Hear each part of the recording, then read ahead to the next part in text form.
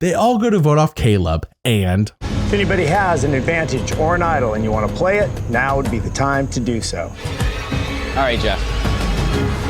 I'm gonna buy a lotto ticket if this works. So, fingers crossed. Caleb played his shot in the dark, which means there is not a vote in here from Caleb. There's a 1 in 6 shot at safety in the game. Caleb, you are safe.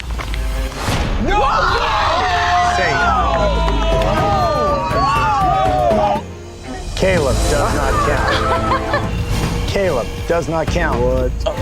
Caleb does not count. Wow. Caleb does not count. Caleb does not count. Caleb does not count. Caleb does not count. Caleb does not count. Caleb does not count. Caleb does not count. wow, Caleb negated 11 votes. That's a new Survivor record at One Tribal Council. They go to revote, and since Caleb is ineligible, they decide, screw it, let's get J Maya off. So sure enough, she's gone. 6th person voted out of Survivor 45. Jay, the tribe has spoken. What you just witnessed was Caleb getting saved by playing his shot in the dark advantage, which is basically a 1 in 6 chance at immunity, and the only catch is that you sacrifice your opportunity to vote.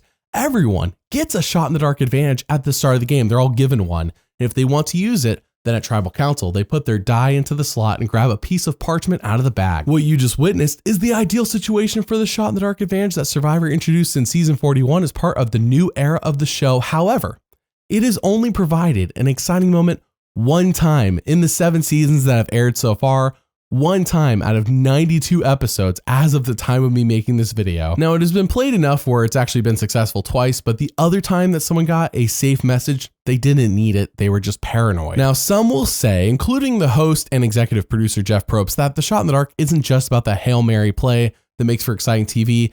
In theory, it should also cause the players to make it less obvious who they're going to vote off so that they're more blindsides. I mean, the host, Jeff Probst, he's obsessed with saying the word blindside, so the more opportunities for blindsides, the more he gets to say his favorite word. I ran a poll here on YouTube to see what you all thought, and with over 4,600 votes, 21% of you thought it has been a success so far, 68% find it to be a failure, and 11% say we just don't have enough data after 92 episodes.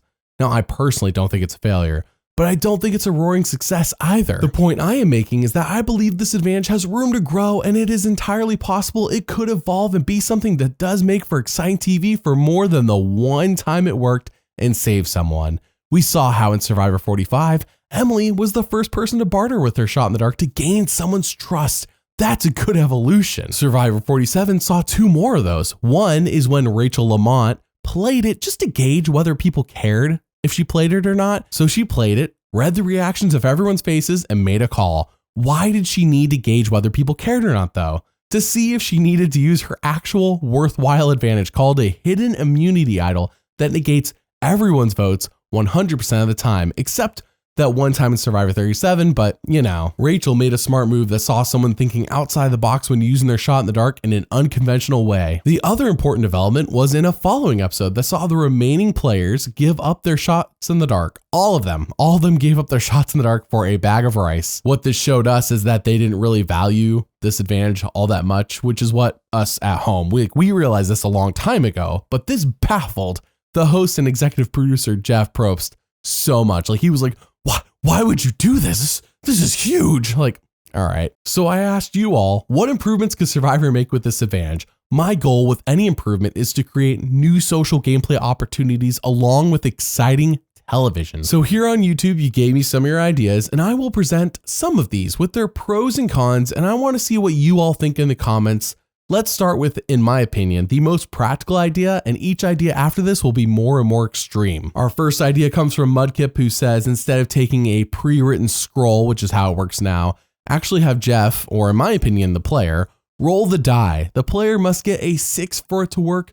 Could even introduce rules like if you play multiple shots in the dark, it raises your odds. It should physically look like a gamble. Now, the first half of this idea I really like. I want to hone in on that. I'm a bit surprised this isn't already how it works. You see, as it stands now, the die, it's just a metaphor. I mean, I don't know if metaphor is the right word, but it feels like the right word, kind of like the shot in the dark just being a metaphor. What players actually do is they pull a scroll out of a bag full of them. They don't actually roll the dice.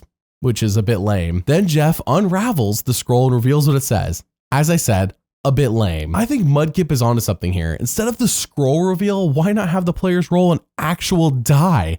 5 sides could be something like a snuff torch representing failure, with one side being fire, which represents life. You drop the die down a chute or something. I mean, they got to make up something, so it's not up to the player to try to roll it in the way that they want. It has to be truly random, and bam, we have a literal gamble on our hands. As it stands now, whenever it's played, it feels like it's missing that oomph. It's missing that something that makes it feel like the player's hopes and dreams are on this dice roll. It's all anticlimactic at the moment, and it could be much, much improved. By the way, you can tell me what videos I make on this channel. The patrons on Patreon pick this video, and you can too. You will also gain the benefit of watching everything up to several months early. If you're interested, then there's a link in the description. Thank you for your support. Now with that, our next idea comes from Shrekiz, who says, maybe making it so that it doesn't remove your right to vote. Honestly, I don't know if it make for better gameplay, but I'd be fine with production trying it for a season or two. So something I briefly mentioned before is that playing this advantage, it removes your right to vote. For some reason, the new era of Survivor, since season 41, is obsessed with taking away players' ability to vote, the most important part of the show, in my opinion. This has not led to fun TV, though Jeff on his podcast seems to think otherwise. That's a whole different ballgame. I already made a video about propaganda that Jeff pushes on his podcast. This is different. But let's be real between you and I. It is tired and worn out. So why not let them keep their vote and they can still play their one shot in the dark during the season whenever they want? I think this would encourage an aggressive game where it is played more often and could lead to some wild, unexpected results, aka the exciting game we want to see on TV. Combine this with the die, and I think we have perfected the shot in the dark as it is now. But maybe that isn't far enough for some of you.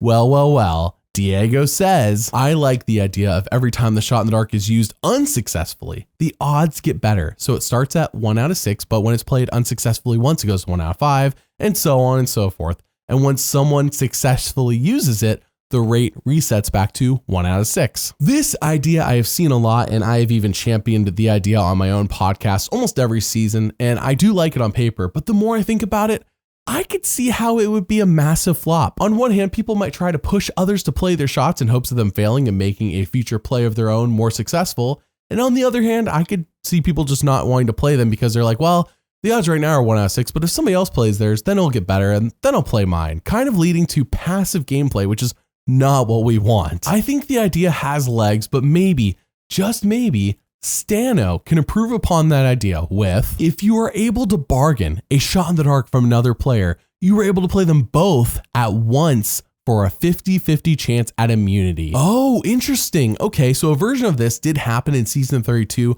when players were allowed to combine 2 regular immunity idols into a super idol that could be played after the votes are read. An amazing twist, by the way, that should 100% be brought back. I don't know why it hasn't. Now, I am unsure if 2 shots becoming a 50-50 chance at immunity is a bit too powerful, considering what this advantage is supposed to be, and therefore the odds should be lessened. You know, maybe 1 out of 3 shot or 1 out of 4, but I like where this idea is headed more than just improving the odds with each unsuccessful play. The idea of combining them means more social gameplay, and frankly, Survivor needs to center all advantages about creating more social gameplay opportunities. So that leads us to our last and possibly craziest idea, which comes from Dan, who says, if they get safe on the scroll, give them the option of whether they want to use it on the current elimination or turn it into an immunity idol for future use, but give up their safety at that elimination.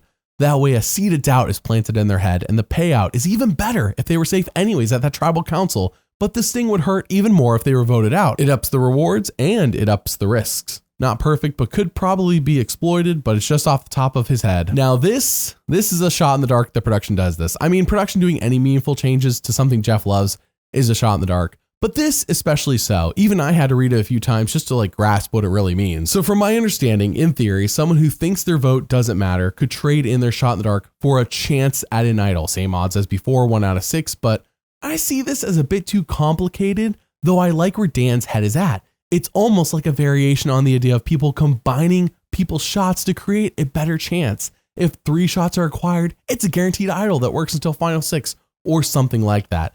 But I do question how practical this idea is when it comes to making exciting TV. I don't think it would make for that exciting of TV, but I think it has the bones of something that could be really cool. So how would you improve the shot in the dark? Comment below and let me know. Thank you for watching, and doubly thanks for liking and subscribing. I'll see you all next time.